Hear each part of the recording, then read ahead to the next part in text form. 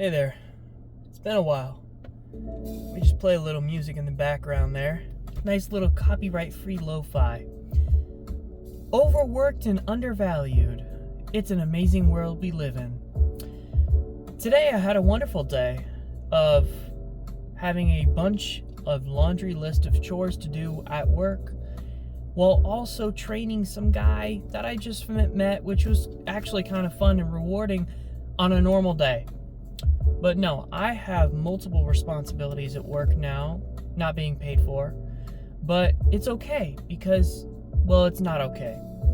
I check in patients, right? I'm an outpatient. I check in patients for surgery. I check in patients for x-rays, CTs, MRIs, etc., right? I answer billing questions to my ability, and I give them billing's number in case they want to get more information. I don't have all the details. I can print them a detailed bill, I can show them what's going on, but at the end of the day, the detailed questions disputing any charges that they may have, I don't really have access. I can ask my manager, and they'll kind of be like, that's the number, I don't know. You want to dispute it? Talk to billing. Boom. So, I'm just trying to figure out, damn, this has been a long day. But it's Friday and I'm off tomorrow. So that's okay. We made it another week. Recently, I just took on one of the responsibilities where we have a rotating laundry list of things to do. A constant for me and all of the rest of my people in my team of 3 people total, including myself, is to check in patients, right? That's a given. We each check in about 20 patients per day. That's 60 patients total. And if there's one person absent, it becomes 30 each person. Now, over the course of an 8-hour period, 8 hours divided by 30, looking at 30, geeking. Hold up. Okay, so 30 divided by 2, that's 15, divided by, which is 4, that's 15. 8 in the span of 2 hours. However, okay, so 7 to 8 patients per hour.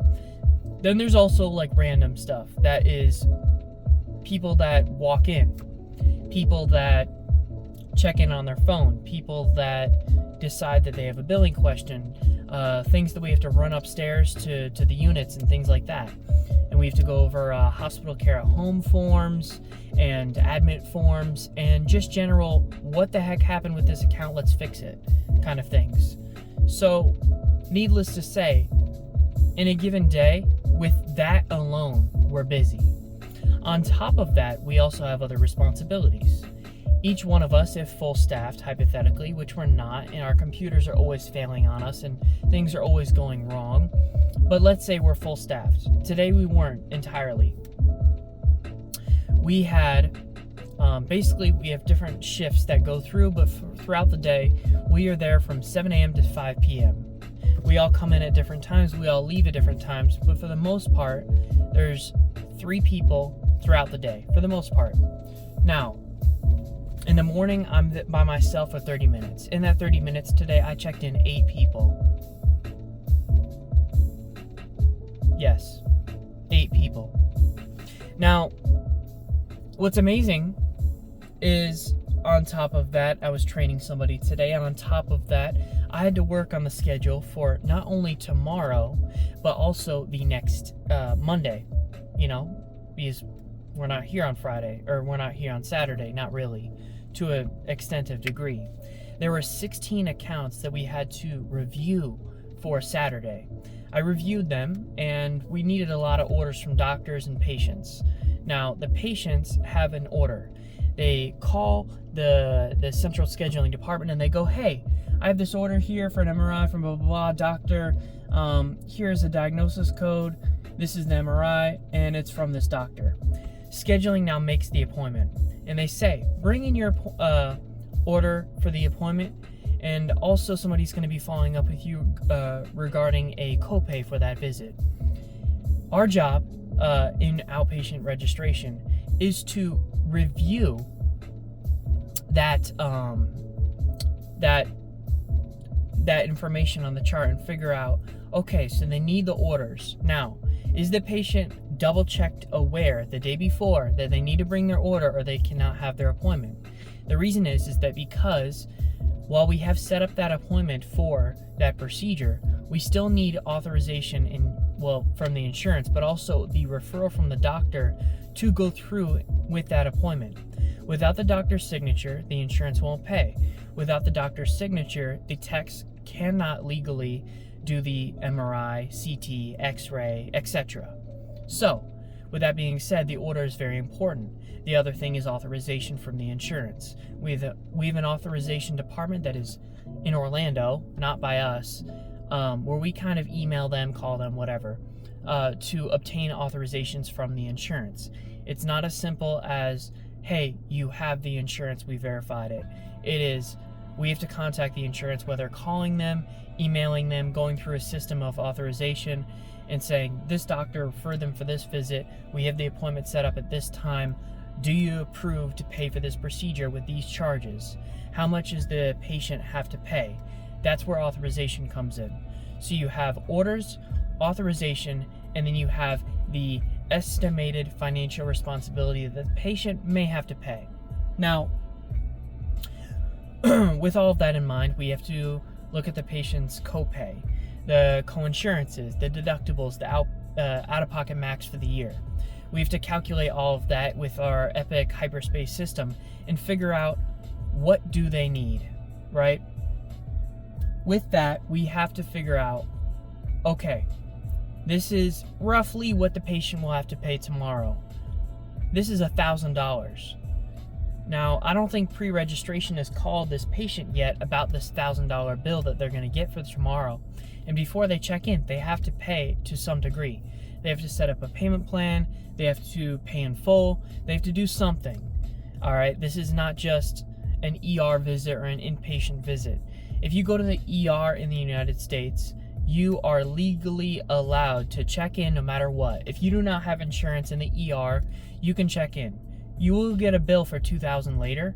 However, okay, you got your ER visit, done.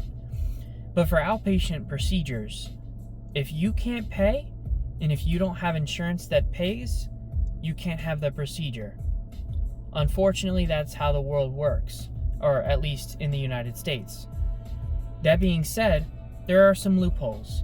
If it's a medically necessary appointment that the doctor says you have to have right now, once it's a stat X-ray, a stat MRI, a stat CT from the doctor, that is considered an emergency outpatient procedure, technically.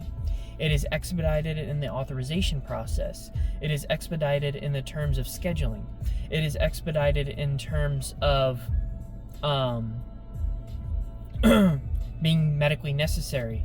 The medical records and the doctor that looks over these MRIs after they have been done is also told to do these fast.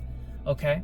So, with all that being said, a patient that has a medically necessary stat MRI that has to be done right now is more likely to have the insurance paid, and even if they have a $1,000 bill, they don't have to pay it that day. If it is a stat appointment, they are allowed to do a financial assistance application with us, just like they would do in the ER or an inpatient visit when they go upstairs and they stay for a couple days. That's when you get to the point where we can write off that balance as a tax write-off. With all that being said, only if it's medically necessary. If it's not medically necessary and it's a checkup, or the doctor didn't see it as vital to your survival, you'll have to go back to your doctor and get a stat order in order to be eligible for that financial assistance. Or you can flip a coin and say, I'll do a payment plan, and then just ignore it, and then just kind of hope for the best and hope that the hospital writes it off for charity. Otherwise, they may send it out to collections and your credit score is absolutely destroyed. However, if you don't care about your credit score and you already have a house and you don't have any loans in your future, go ahead. Do what you want. Because that's how the world works, or at least in the United States. That's the United Healthcare System. Praise be God. Praise America by God, right? So, with all that being said, that's just me checking over the schedule for Saturday, and we have to make sure those orders are in. On Monday, I can get a little bit away with a little bit more. The orders are not as necessary. The doctor's offices are open, which means we can call the office directly and say, hey, the patient forgot their order. Can you please fax it over to us? I tell the patient, hey, we just called the doctor's office. I know you forgot the order. It's okay. They're going to take about 15 minutes to fax it over. You have a little bit of a delay in your procedure, but that's okay. Fair enough. They understand. We get the job done. Now, on Monday, I think there was about 70 patients. That's variable. Some of them are like people that are here for pre-admission testing before surgery that is basically coming up within the next couple weeks. Basically, they're going to talk to the surgeon, talk to the nurse about all the details of the procedure, and also get some lab work while they're there, maybe an x-ray, something like that, to get an updated tumor or the kidney stones or gallbladder, whatever. They want to get a recent test survey of what's going on, because this surgery was scheduled, 3 months ago. Things changed, so they want to survey it and see up to date what's going on with the patient right before their procedure.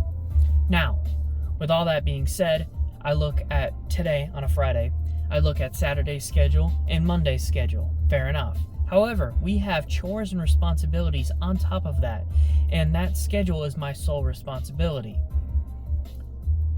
We have wound care center right next to us, where we have to go over the entire registration process that I just explained, but now we have to call the patient for everything. We have to verify demographics. We have to go over everything before they come in for their procedure. Why? Because we will not see them in person. We will never see them. Wound Care Center does not have anyone in registration to go over this stuff with them, which means that we have to do this over the phone with them before their procedure happens. This requires attention to detail to a high degree. And also, I've never done wound care. I know outpatient, I know CT, I know surgeries to a degree. I know estimates for them, I understand the responsibilities. Today, I have no idea what I'm doing with wound care. I can see an outpatient copay $125, no big deal, but procedure codes for wound care are different. These people have wound care visits 2 times a week at minimum sometimes. Sometimes it's once per day for 3 weeks. These wound care appointments are repeated, and they're expensive. The charges for these are $2,000. Don't know why. But if you're self-pay and you go to wound care, it's $2,000 a visit. You do that 7 visits, you're in debt. And it's outpatient. And it may be medically necessary, so maybe you'll get financial assistance right off, maybe. Or your credit score gets screwed. We really don't know. I don't know. I'm not omniscient. I don't know everything. So I do the best I can. I go over simple stuff with them. Your address is this, your phone number is this, perfect. This is your pharmacy. This is what your insurance is saying. If you want, I suggest you call your insurance, then you call billing, and then you call back here with any extra information that you may acquire. I also notice here your insurance has not authorized this visit yet. That means that on top of your responsibility, oh, hang on. No, my music died. My bad. Okay, so if your authorization doesn't get approved, that means that you may be potentially financially responsible for the entire visit. It means your insurance didn't think it was medically necessary and they're not going to pay, which means that you should not be doing that visit until you have absolute certainty that your insurance is going to pay at least something. Otherwise, you're going to be self-pay for that visit, and it is very bad. Now, with all of that being said, that's what I did for this week.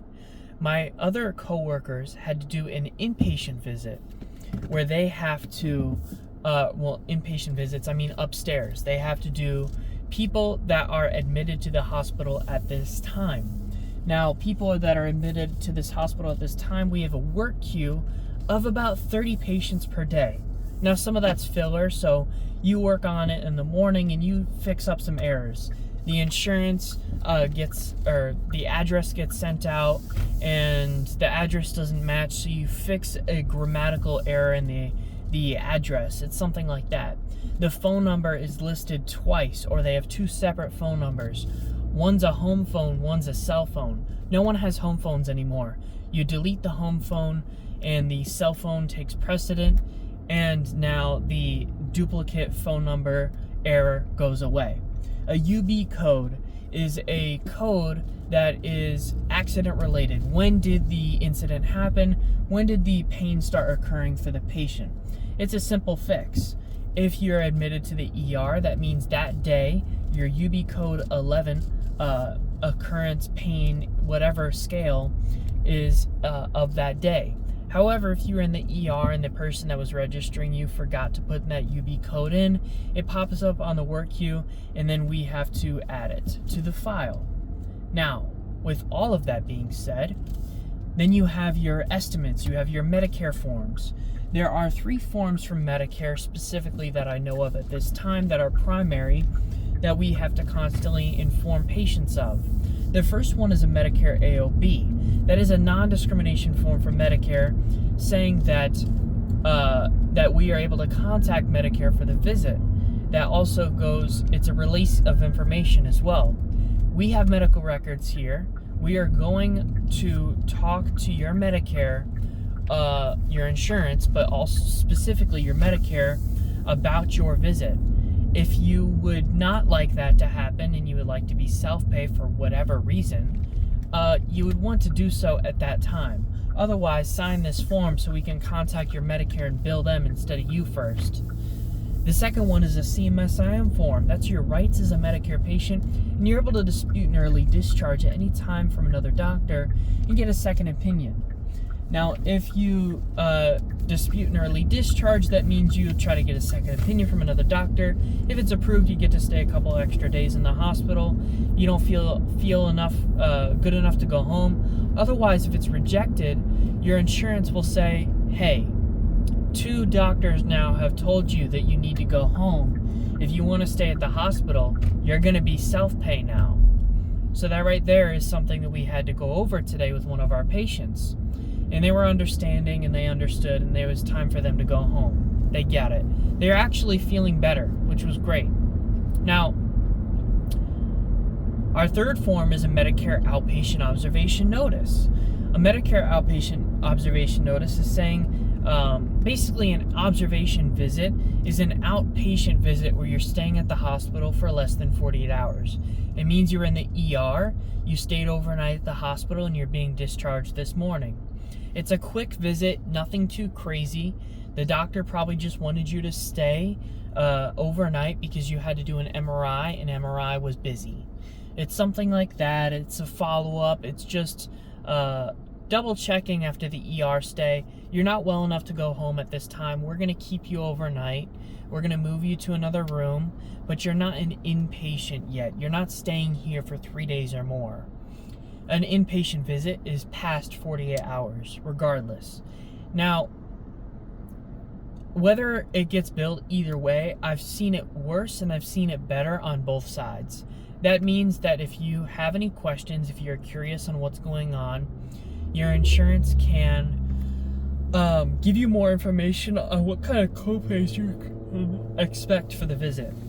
Now, an observation visit, which is less than 48 hours, is usually cheaper than an inpatient visit, obviously.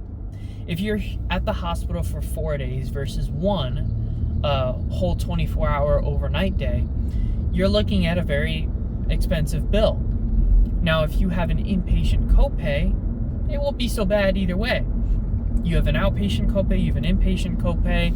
Maybe it's $150, maybe it's $150 per day. Those copays are different because you're there for different reasons.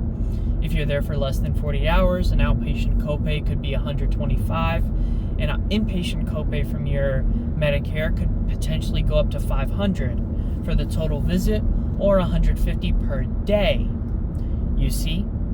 So it gets billed differently to the insurance, and now that you've been informed whether or not you're inpatient or observation, you can make an educated decision with your insurance and your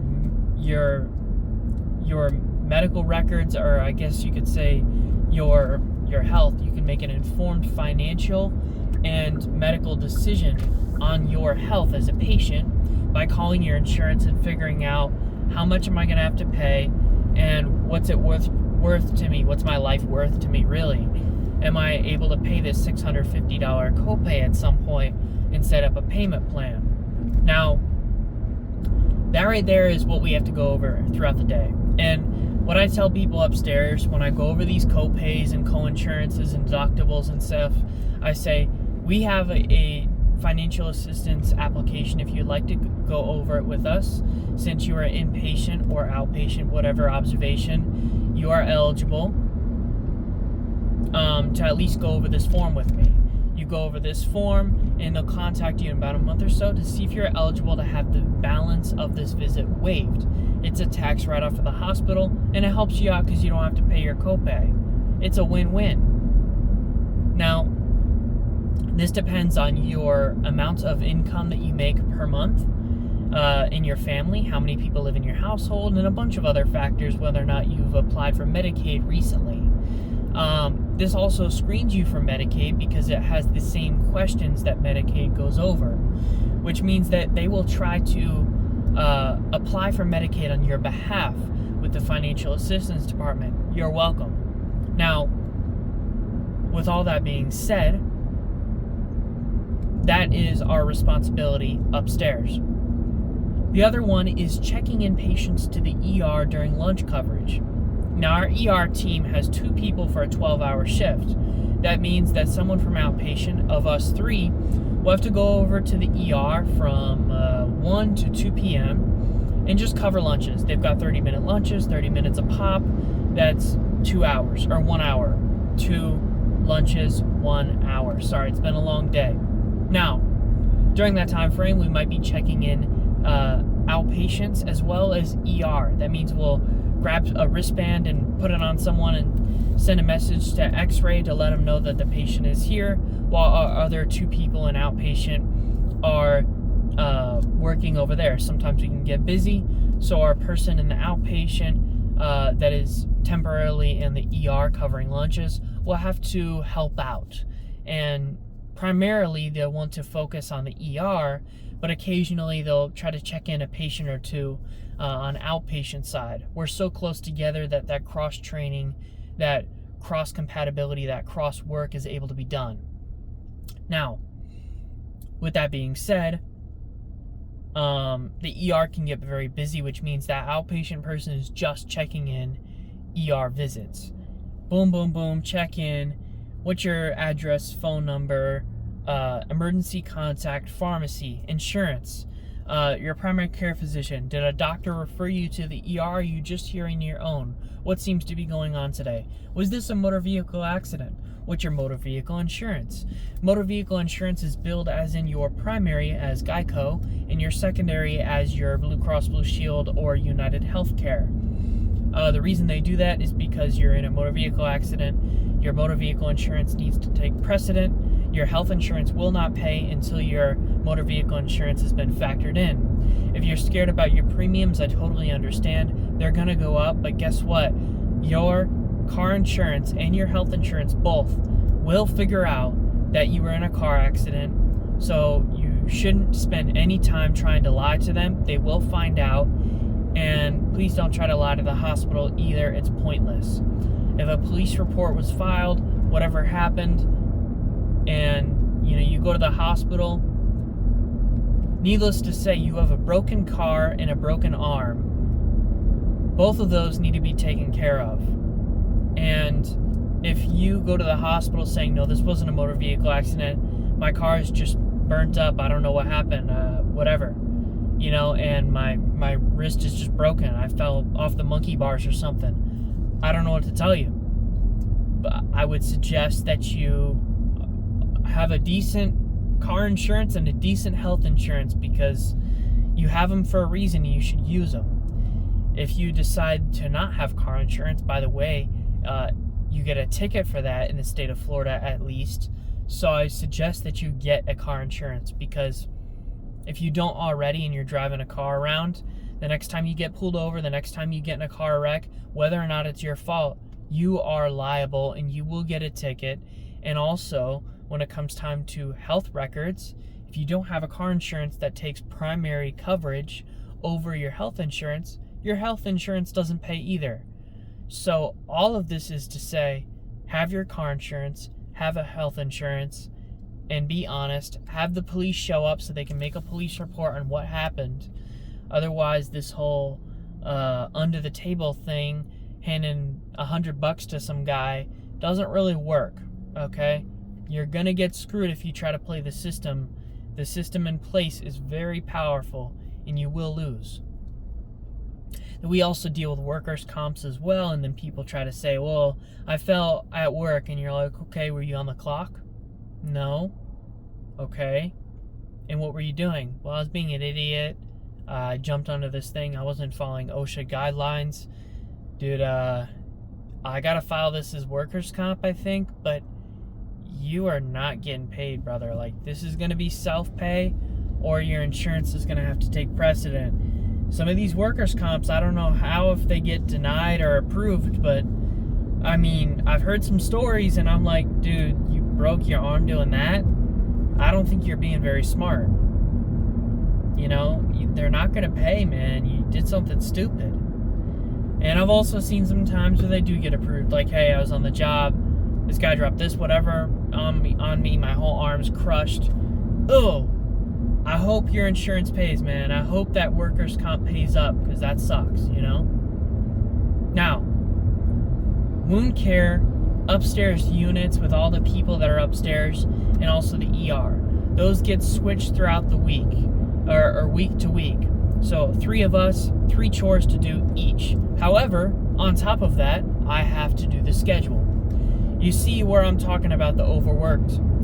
Now this week, my responsibility was wound care and also the next day's schedule. In this case, on Friday, it was the next day's schedule and Monday. With 16 people here on Saturday and 60 to 70 on Monday, I had a lot of stuff to do. Basically, I had to outsource to my coworkers, which are very understanding. I did most of the schedule for Saturday, and I said, look, listen, I've got a lot of work to do with this wound care. I'm going to need you to do Saturday. And for my other coworker, I said, hey, I know you're at this other facility right now, helping out someone that was on PTO. Can you do this while you're over there? I know it's not too busy over there. I need to do wound care. We all work together in our department, which is good. However, there's a certain threshold for what we're capable of. One of which being, I have no idea what I'm doing with wound care. And I can kind of put together stuff for demographics. I can kind of put together copays and figure out stuff like that. But at the end of the day, I have not been trained at all. In this entire week, I was allowed to copy someone's notes that did it the week before. And this girl was kind of trained, but she could not tell me anything about estimates. She had no clue. So she was just kind of going with the flow. And she made it an entire week through wound care without having to worry about a thing. So when it got to me, apparently I got the short end of the stick. I copied off of her notes, but they were utterly pointless in the grand scheme of things. They were not helpful enough, right? And if you're watching this, I don't mean it, all right? It's not to you. It's just we both were not trained, okay? You weren't trained enough. I wasn't trained enough. Simple as that. And it's okay. It's only been 2 weeks that we've been doing this. But I honestly have no concept of how to do this. I have no idea what I'm doing. And my bosses and my everyone around me, no one is helping me. Actually, I get asked questions all the time. I'm a resource at my job, unfortunately. That means every little tiny question there is. What does this mean, Luke? Luke, my computer broke. Luke, I have a question. Luke, this patient blah blah blah on the phone has a question. Can you help me? Luke, can you take a look at this estimate? Is this right? Luke, blah blah blah. I did this. Is this correct? Luke, blah blah blah.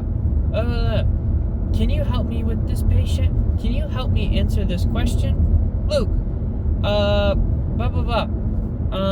I have this thing here. Do you think this is correct? Does this look right? Are you sure this is right? Hey Luke, this right here. Can you help me? Hey Luke, I have another patient on the board. I know you're doing something that requires a lot of focus, time, and attention, and it's taking you the entire day to do, and you spent your entire 8-hour shift doing this stupid wound care thing that you have no concept of, you haven't been trained once about, and basically your entirety of your training was copying off of someone else's notes and looking at a workbook for said job. And yes, you've been here for 2 years, but this is an entirely new thing that you have not done before, and it'd be nice to be trained on it. Oh, yes, I understand. Don't worry, I'll help you.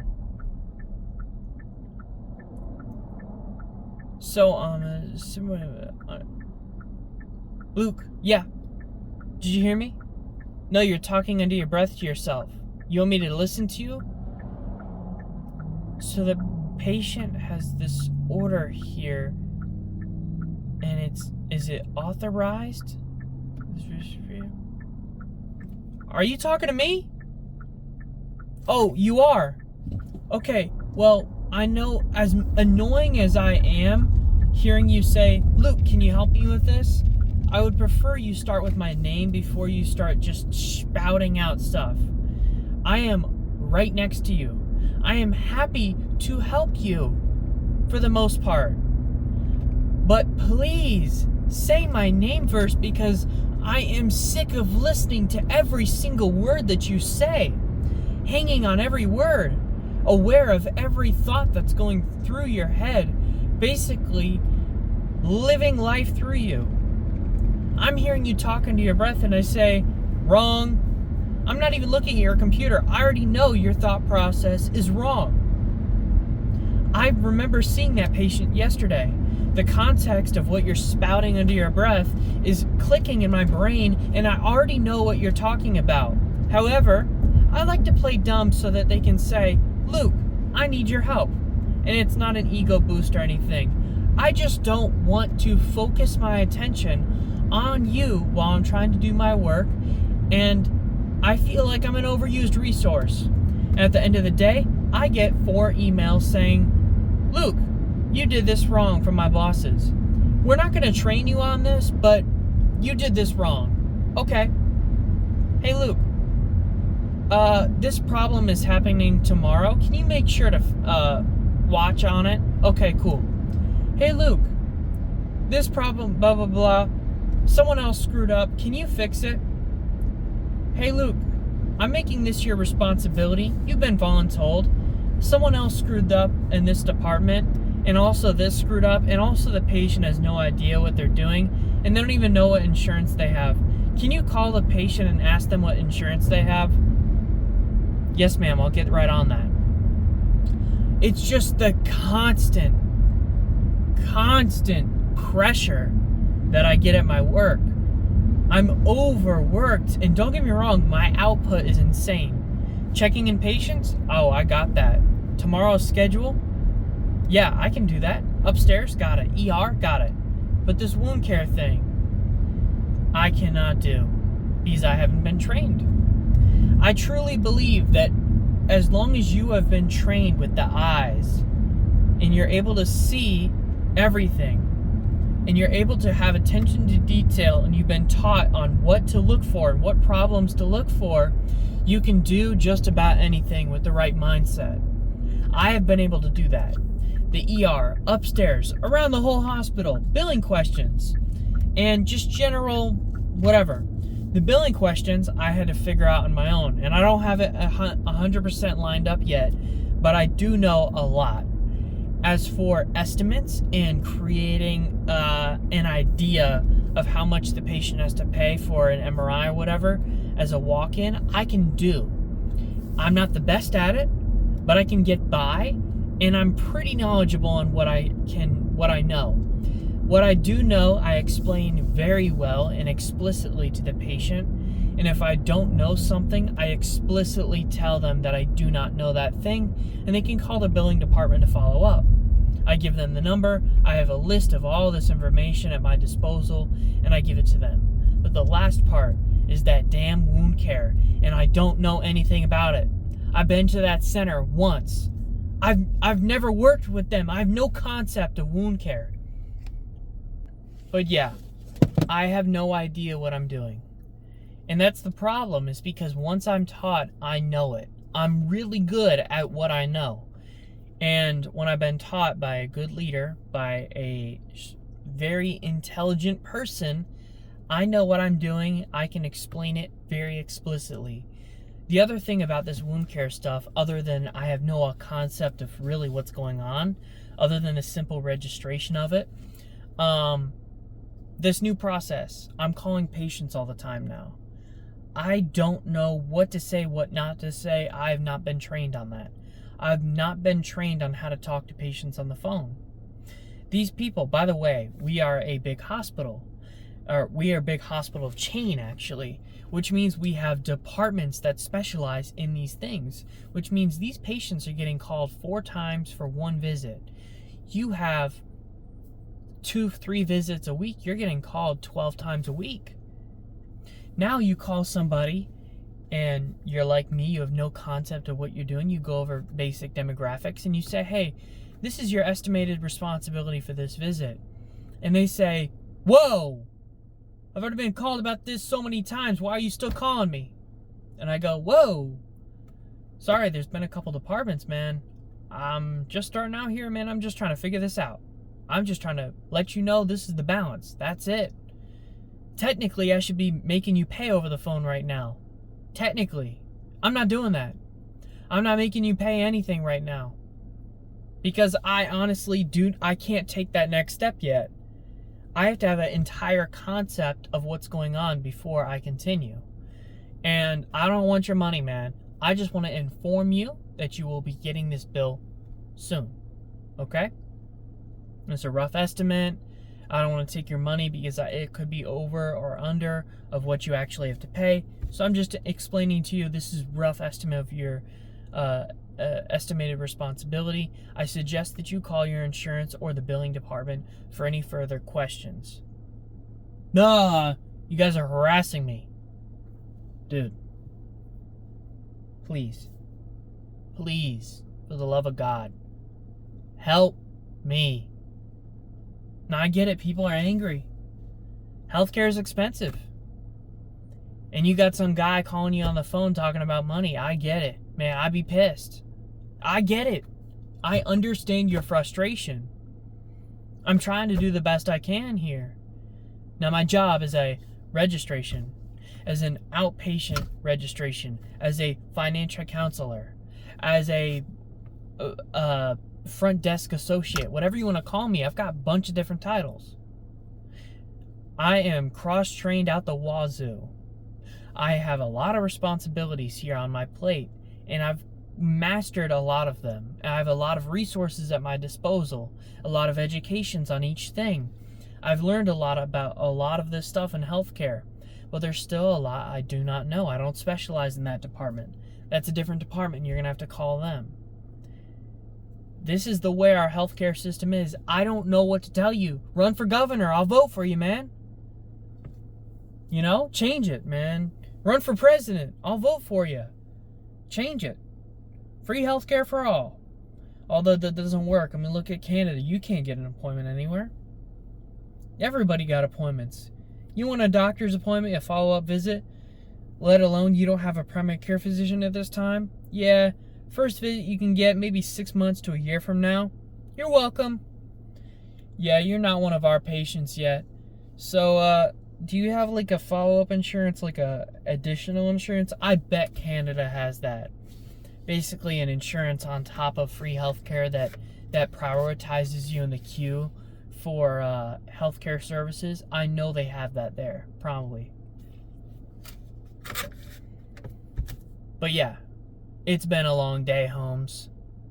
And I'm glad it's the weekend. I'm sick of this, you know?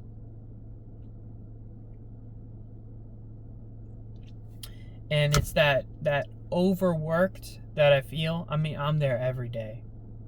8 hours.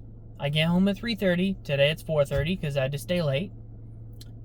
And I'm over here just going, I got 2 days off, then I jump back into it again. I have a lot of responsibilities, but none of the pay. Constantly being emailed on every one of my mistakes. You see, that's the problem. If you're a high-value worker and you know your job well, and you are constantly at the highest productivity rates, the highest collection rates, the resource for your team for all their questions, inevitably that means that yourself touches a lot of accounts. Not only the ones I normally check in, but also the ones that I'm helping people out with. And with all my responsibilities, that means that anything that goes wrong, I'm to blame. Because everyone else just does the easy ones. But when there's a problem, no. Luke made a mistake at some point. Luke saw this error. Why didn't you email us? We could have gotten this 3 hours sooner. You should have updated this. I know you worked on this yesterday, but today you should have called them again. You should have done this again. Next time, make sure to make your notes a little bit more detailed. This sucks. I have a master's degree. And even if I wanted to be a leader, it would be the same stuff. No matter where I go, I'm a problem solver. That's my passion, more than anything. But your passion and your problem-solving skills can only go as far as your experience, what you've been trained to do, and the education and resources at your disposal. Once you hit that pinnacle, I don't know what else to do, man. I don't know what else to do. I'm not perfect. There's no such thing as a perfect human. We all make mistakes. You're just better at covering them up than I am. Yeah. I don't play the blame game. I don't blame anyone else for my actions. I don't say, well, I know this is my responsibility, but, my underling, I passed it off to them and they made a mistake, so it's their fault. Yeah. Okay. So I would love to get in a leadership position where my mistakes now are my underlings, Sorry, my department, they're a bunch of idiots. I'm trying to train them. Don't worry, we'll fix it for next time. I would love that responsibility because I've seen it. And I wouldn't be that kind of boss that would do that, but just to have the capacity that no matter what happens, if you make a mistake, your underling did it. Yeah, he's an idiot. Sorry. I'll train him better next time. We'll fix this. You see, as an underling, myself, as an entry-level job, whatever, I don't get that privilege to just pass it off. So you didn't do that? So you suck. Is that it? No, I can't do that. I'm not allowed. So that's wonderful. I can't wait to get into a position where I have the capacity to do that, although I will not do that.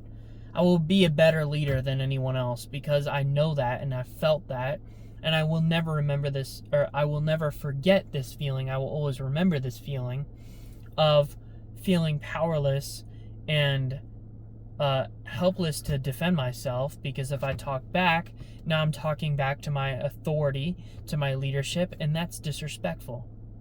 And actually, screw the promotion, we might just have to maybe give you less hours or fire you, So watch your tone next time.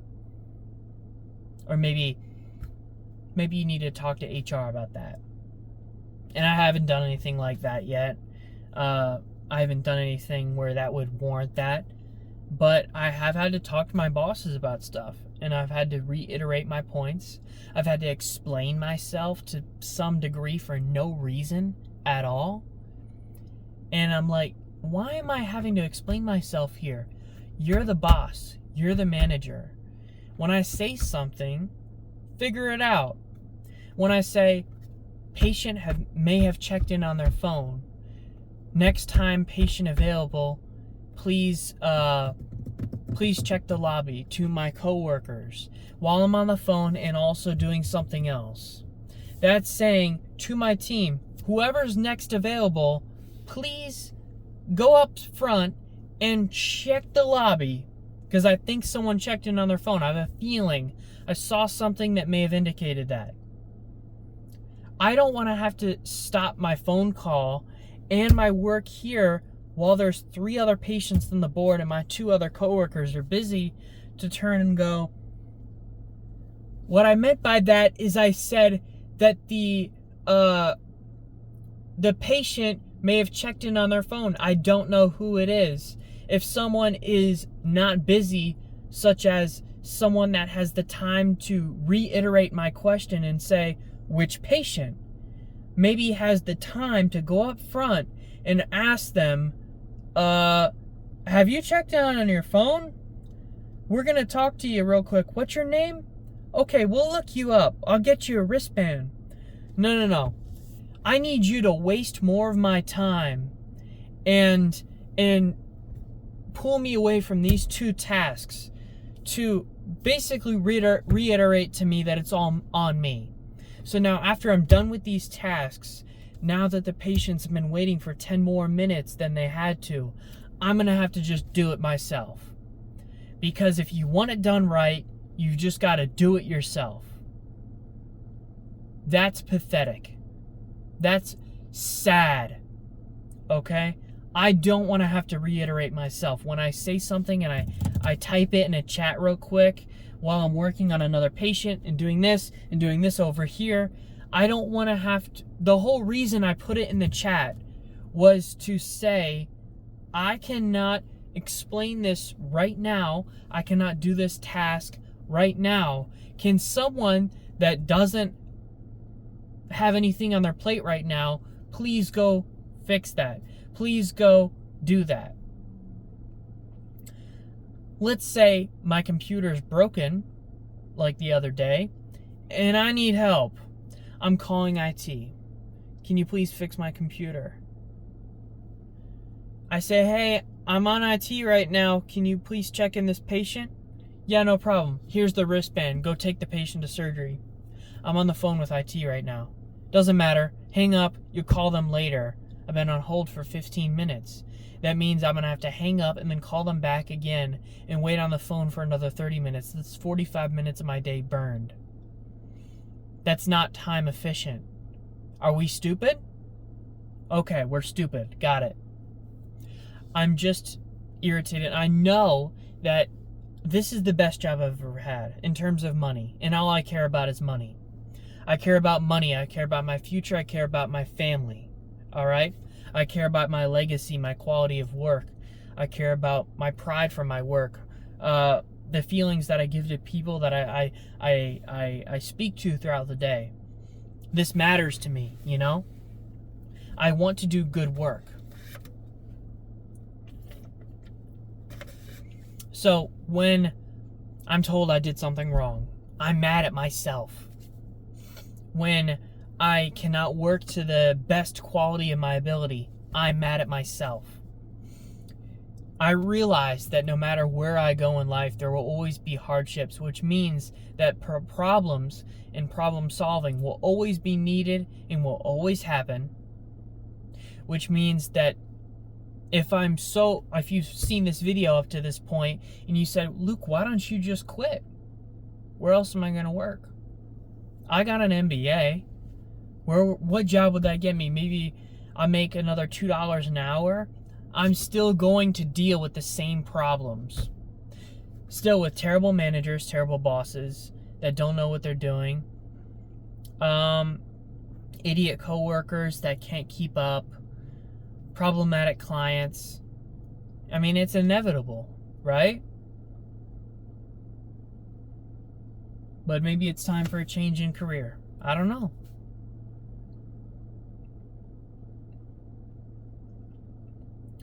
But for the time being, this is the best pay I've ever made.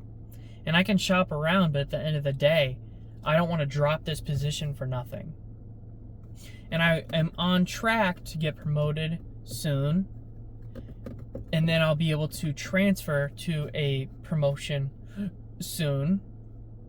So it's in my grasp. I can see it. But it's just going to take a little bit more time.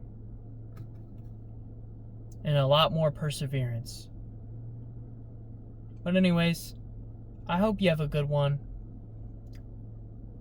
Try not to be overworked. And try to be a little bit more valued. Because I'm sick of this.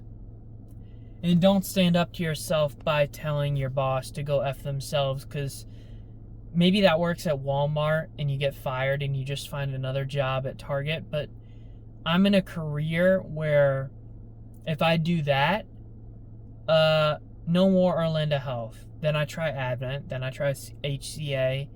And you piss off enough people, you don't have a chance. You know, these are your referrals. These are your references for your other jobs. You can't screw this up. And I know by making these videos, if someone was to watch these, maybe these aren't optimal for my career. But this is life. This is my legacy. This is my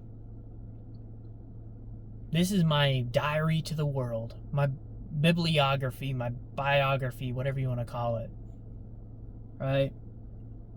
This is my thoughts throughout the day. This is how I get my thoughts out. I could write them down. I could make these videos private. Or I could appeal to the masses. I could make these videos for people that are suffering just like me, and maybe have a community of people that don't like it. Maybe throw a couple comments in the description. Hey, have you ever tried this career? Hey, have you ever thought about doing this differently? That's a great idea. Have you ever read this book about dealing with those problems? This is the community I want to create.